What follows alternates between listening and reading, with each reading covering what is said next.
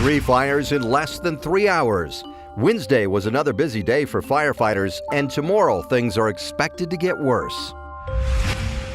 During the Marshall Fire, a lot of people did not get an emergency alert sent to their phones.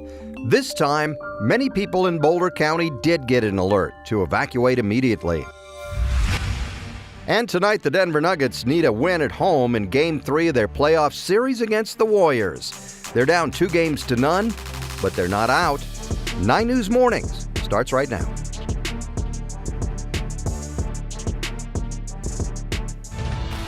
Well, another busy day for firefighters in Colorado. Fire crews in Boulder County fought the Table Mountain Fire yesterday. It burned more than 50 acres. A fire in Monte Vista in southern Colorado destroyed several homes, as you can see here. And then fire officials haven't given an exact number of homes that were destroyed. And there was also an explosion that led to a fire in Montrose, south of Grand Junction. We're going into our 17th straight day of red flag warnings, and tomorrow will be especially bad. Yeah, tomorrow is supposed to be very windy. Keeley joins us now with the forecast. Hot, dry, and windy. That's a bad combination. I'll tell you, it is a trend that has been going on and will continue as we head through the day tomorrow. Now, today, it is going to be breezy. Tomorrow is going to be the downright windy day we have to watch out for. But still, it's going to be dry and windy. Starting off pleasant out there right now. We're at 39 degrees, but we do have this red flag warning. This is for tomorrow. We're talking about gusts 30 miles per plus, possibly up to 60 miles per hour in some areas. So for the foothills, the Front Range, eastern plains, we are looking at very low humidity, very high fire danger. Here's a look at how your day is shaping up today. Still going to be a breezy day. We're going to be about 65 by lunchtime, topping out right around 77, possibly 78 today. Mostly sunny skies, but those winds gusting up to 30 miles per hour at times. Tonight, mostly clear, getting down to 47 degrees, so cooling off a little bit, but still breezy. And again, tomorrow, that's the day we got to focus on, folks. Fire danger, extremely high temperatures, getting up into the low 80s, relative humidity below 10%, and those winds gusting up to 50 miles per hour. That is just a perfect recipe for a fire to start if there is a spark. We do have some good news. We cool down as we head into the weekend with a possibility for some rain showers. We'll talk more about that coming up in just a bit. Kaylee, thank you. We do want to show you what the drive looks like right now. Pretty quiet out here, so that is good news. I-25 and Park Avenue is where we're looking from our CDOT camera, and really just a couple cars out here so far. Big picture looking great across the metro, just seeing a lot of green, meaning our interstates are running up to speed, side streets in good shape as well. Westbound 76 Drive into Commerce City from E470 is just a quick 10 minutes, so you do have the green light there. No issues on either side of 270 this morning between I-25 and I-70. That southeast side is just a quick 5-minute drive time for you. You're looking at 8 minutes right now on either side of I-70 between I-25 and 225. A lot of green on those maps. Like to see that. Erica, thank you. People are back home this morning after the fires in Boulder County and Monte Vista. The windy and dry conditions aren't going away, and tomorrow they're actually supposed to get even worse. 9 News reporter Jaleesa Irizarry is following this for us. And Jaleesa, so many fires this early in the year. Firefighters know they're going to have their work cut out for them this summer. Yeah, Corey, fire crews here in Colorado are really starting to see that the fire season is year-round. Thankfully, across the state, crews were able to get a hold on the 2 big fires on Wednesday. The first started in southern Colorado in the town of Monte Vista. A fire burned through about 17 acres, destroying a number of homes. Monte Vista police say it's unclear how many structures were lost at this point, but there are no reports of injuries or missing people. Crews there have stopped forward progress on that fire. And closer to Denver in Boulder County, a wildfire forced more than 300 people to evacuate on Wednesday afternoon. The fire started west of Longmont and burned about 52 acres. No homes or injuries were reported, and the evacuations were lifted. A Boulder County fire management officer hopes they can get some relief soon, but doesn't know if that will be the case.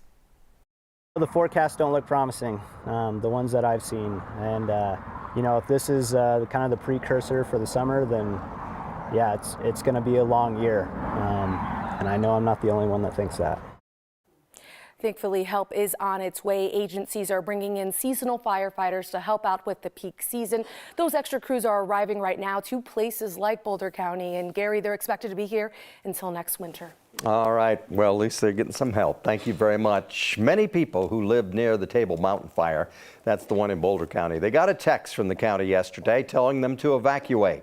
It was part of the wireless emergency alert system that automatically goes to phones in that area. Now, the county did not use that system during the Marshall fire.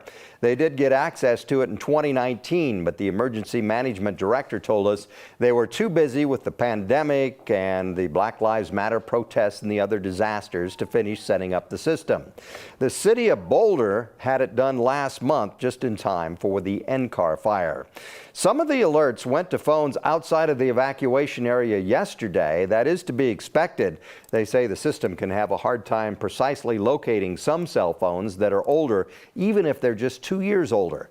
But the county's alert message was very clear about the area that was being evacuated.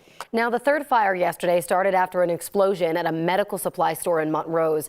It hurt at least 4 people. Montrose is about an hour south of Grand Junction. It happened at Hartman Brothers Medical Supply. The fire chief told the Montrose Daily Press the people who were hurt work at the store. Video from the Daily Press shows flames and a large plume of smoke at the building. Crews shut off the gas and power because of the explosion. People in the area were also evacuated. We don't know yet what caused the explosion. You can stay up to date with our fire coverage on our 9 News app. It is free to download.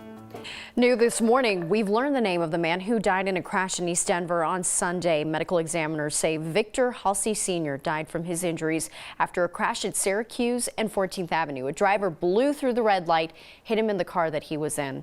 Police say that driver will face charges. In Boulder County, Colorado State troopers are asking for your help with a crash that killed a pedestrian. It happened on Highway 36 west of the McCaslin Boulevard overpass area just after 9 p.m. on Tuesday. Investigators say a pedestrian ran across the highway and got hit by multiple vehicles before one stopped. Troopers are asking anyone that was in the area at the time might have known or seen anything, not realizing that it was a pedestrian, to call them with any information. There is a new interim boss for the Aurora Police Department. Former Police Chief Dan Oates is coming back to fill in after the city fired Vanessa Wilson.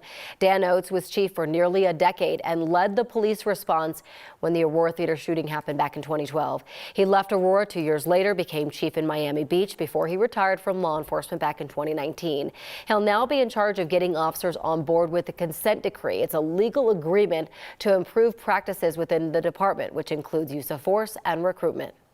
To the extent that they feel that the image of the department is tarnished, their image is personally tarnished, the only way out of that is the roadmap of the consent decree. Oates will start the job in late May. The city is conducting a nationwide search for a permanent chief. They hope to fill it by the end of this year. A man in Parker is accused of spending a year making and selling COVID vaccine cards. A criminal complaint says that Robert Van Camp sold the cards to undercover officers on several occasions. He's accused of telling one of the officers, "Until I get caught and go to jail, I'm going to take the money." He made them between April of last year and this month using an electronic copy of a blank vaccine card. Most of them were sold in Washington State, apparently.